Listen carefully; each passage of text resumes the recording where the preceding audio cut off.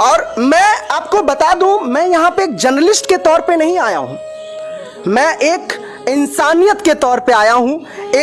मैं इंसान हूँ। वो मेरी भी बहन हो सकती थी। अगर मेरी बहन के साथ ऐसी घटना घटेगी तो क्या मैं चुप रहूँगा?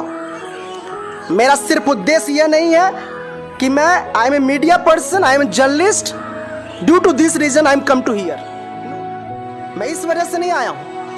मैं इसे सीरियसली ले रहा हूँ कि आने वाले समय में इस तरह की घटना कभी ना घटे और एक परिवार को फिर से अपनी बेटी ना खोना पड़े, एक भाई को फिर से अपनी बहन ना खोना पड़े।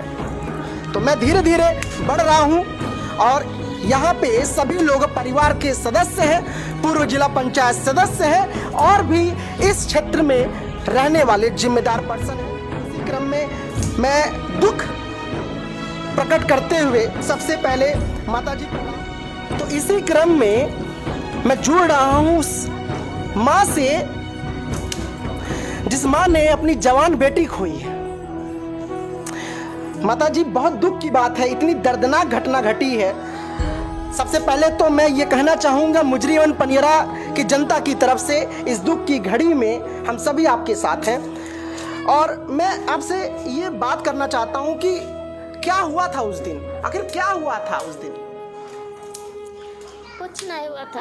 गई राशन ले दुकान पर लेत रही है और उन्हों के सामान ले रहा है। वो बगल गई सामान आने, सामान लेके आवत रही है। अब ट्रको तेजी में रहा लखा दबा गई। ये जो घटना घटी है ये मामूली घटना नहीं है। माँ के आंखों के सामने एक बेटी का वो दृश्य, जो दर्दनाक दृश्य था, आप यकीन नहीं करेंगे अगर वो आप घटना देखें।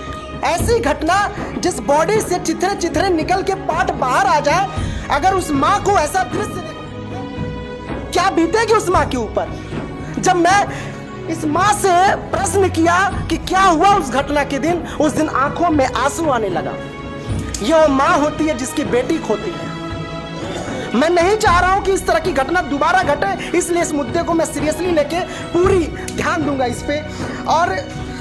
और ये बताइए कि जैसे कि आप यहाँ से कब निकली थी, ये घटना कब घटी? हम टाइम नहीं जाने, अनपढ़ नहीं बाटे, हम टाइम नहीं जाने ला, हम पढ़ल लिखल ना बाटे, हम टाइम नहीं जाने। लेकिन कोई बात नहीं है, लेकिन मैं बता दूं, जब मैं घटना स्थल पे पहुंचा वहां पे, और जब मेरी बहुत से लोगों से बातें हुई, उन्होंने कहा कि करीबन 11, साढ़े 11 और 12 के बीच में यह दर्दनाक हादसा घटा जो दिल को दहला देने वाली घटना थी, जो हर एक इंसान को, बच्चे, बूढ़े, महिला, बुजुर्ग, सभी को झकझोर के रख दिया। ये घटना, मैं ये कहना चाहता हूं कि चुप बैठने का समय नहीं है। ये आज एक माँ की बेटी के साथ हुआ है, कल आपकी बेटी, आपकी बहन, कोई भी हो सकता है, भाई हो सकता है, बुजुर्ग हो सकता है, बच्चा हो सकता है, कोई भी हो सकता है। अगर इस पे हम ध्यान नहीं दिए तो ये अंजाम किसी और के साथ भी घट सकता है। इसलिए मैं पूरे हद तक जाना चाहता हूं कि ये घटना घटी क्यों, जिम्मेदार क्यों? क्या आपको लगता है जिम्मेदार आप किसे मानती हैं? रोइए मत माता जी, रो।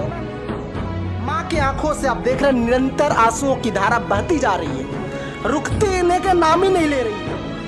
मैं इसी क्रम में जोड़ा हूं बेनीगंज ग्राम निवासी श्री राम सागर गुप्ता, जिनकी पुत्री थी 24 वर्षीय रीना गुप्ता। क्या कहना चाहेंगे इस पूरे घटना के बारे में आप? इस घटना को तो बहुत दुख है कि रोड सही होना चाहिए और मतलब यहाँ का प्रशासन जो है उसको सही करावे और ऐसा कभी किसी के साथ दुख ना हो, ऐसी दुख काम।